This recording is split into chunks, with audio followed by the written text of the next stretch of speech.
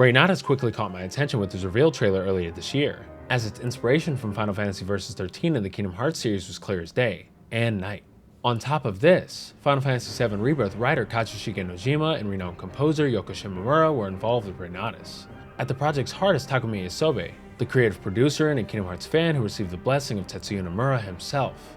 When Nipponichi Software America reached out for a REYNATIS preview event, I knew I needed to find out more about what this game will bring to the table.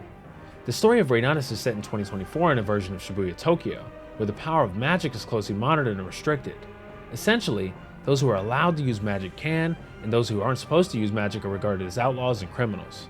As a result, there are organizations seeking to regulate and oppress or free wizards, the users of magic in REYNATIS' world.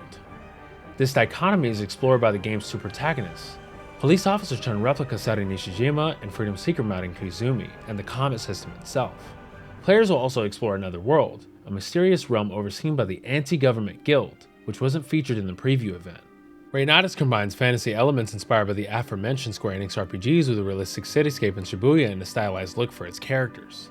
The development team went to great lengths to recreate Shibuya and its details for the game. For instance, players may visit Dokonzaka Alley, the Shibuya 109 building, Scramble Crossing, and much more while observing all of the authentic brand names that are actually there in real life. Even the menus for various in-game restaurants are one-to-one with their real-world counterparts. Seeing REYNATIS firsthand reminds me of Kingdom Hearts 3's secret episode, which saw Sora wake up in the franchise's own rendition of Shibuya. The references and inspiration don't end there, as Marin's appearance is inspired by Noctis from Versus 13/Final Fantasy 15 and Yozora from Kingdom Hearts. It appears that REYNATIS will loosely incorporate a few elements of the mythos of these games, and I'm interested in seeing how this all turns out. Reminiscing aside, REYNATIS does stand out on its own with its story premise and combat system. The preview only gave us a brief glimpse into the story, which mostly saw Sari patrol with her fellow police agents in a showdown between Marin and Sari's crew. Since Marin isn't supposed to use magic, he typically operates incognito and tries to avoid any unnecessary attention. Meanwhile, Sari is more authoritative since she uses her magic to seek out those who might disrupt Shibuya's order. These two characters have very different motivations, and I'm curious about how the game will explore their converging paths. A hoodie system lets you switch between suppression and liberation modes as Marin, allowing you to toggle between standard free roam and combat seamlessly. Suppression allows Marin to explore Shibuya undetected, while liberation lets him use his magic and fight enemies. However, going into liberation mode will garner the attention of nearby pedestrians, who will post about Marin on social media and alert the MEA, the Magic Enforcement Administration. While in combat, Marin and Sari may toggle between suppression and liberation modes to dodge and accumulate magic. Dodging enough attacks in suppression mode will allow you to unleash a powerful magic attack after switching back to liberation, but it can be a risky play. In short, REYNATIS emphasizes the use of timely dodges with its fast and fluid combat system. However, filling up the magic gauge and switching into liberation will slow down time, reducing risk and giving you opportunity to deal more damage than usual. Marin and Sari can have up to 2 companions and switch between them, each with their own fighting style. Like the suppression and liberation modes, players can switch between these allies on the fly. In addition, these allies will help you build combos, making REYNATIS feel more like a traditional action game. Despite the combat looking stiff at times, it gives you tools to perform satisfying combos in time. Throughout all this, players must be mindful of the stress that will accumulate over time in REYNATIS.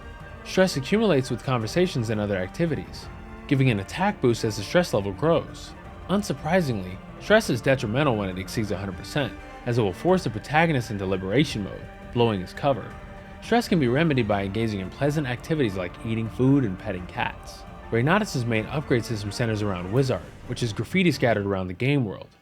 The Wizard's designs are strikingly similar to the World Ends With You's signature pen art, which very few games manage to replicate. Viewing Wizard will grant Marin and Sari rewards, including money, new skills, and EXP. New Wizard can also be unlocked by completing side quests and reducing the Malice level, which is a gauge of the animosity towards magic users in Shibuya. Acquired Wizard may be equipped into the skill slots for each character, which are bound to 2 buttons. There are also 4 ability slots, with only 1 being unlocked at the start. The REYNATIS preview event didn't delve too deep into this aspect of the game, but the Wizard system will prove a number of bonuses, including increased stats and increased money drops. Overall, the Wizard system appears to be inspired by the aforementioned pins from The World Ends With You. One example includes the Sword Wizard, which launches sword-shaped projectiles towards enemies. Mixing and matching the Wizard should yield intriguing results. Like most action RPGs, there's plenty of content to explore in REYNATIS between both characters and the respective story chapters. In fact, there will be a lot more content introduced after the game launches, as there are 9 free content updates on the way. One of these updates includes a secret episode, which should excite fans about what could lie beyond the story of REYNATIS. Unfortunately, Kingdom Hearts fans wanting to play REYNATIS shouldn't expect anything resembling Remon's Limit Cup mode. When I asked Nippon Software America about a potential challenge mode, it was confirmed that the game will not have one. The game will have progressively more difficult bosses throughout the course of a playthrough, including a super boss. As previously revealed, REYNATIS will also have collaboration content with Neo The World Ends With You. This content is accessible roughly halfway through the game and has no ties to the main story. This content is unlocked during the remainder of the game and isn't a separate mode either. The preview event didn't show any of the collaboration content, but I'm interested in seeing what the collaboration brings into REYNATIS nonetheless. The legacy of Final Fantasy Versus 13 is everlasting, and REYNATIS is a clear sign that fans who once looked forward to this title are getting old enough to produce their own games. The combat system for REYNATIS looks promising as well, but I will need to get hands-on to truly experience what the team envision here. Fortunately, a playable demo is planned to release in the West for REYNATIS, so this will be an excellent opportunity to try out the game before launch. With Kazushige Nojima and Takumi Isobe on the team, REYNATIS will potentially tell a very fascinating story that pays homage to its influences while delivering completely new story beats and lore that can make new fans in turn. The brief teases I heard of Shimomura's soundtrack also sounded stellar during the REYNATIS preview event. All in all, REYNATIS is a game that RPG fans will want to keep a close eye on. Lastly, REYNATIS releases on September 27th for Nintendo Switch, PlayStation 4, PlayStation 5, and PC via Steam in the West.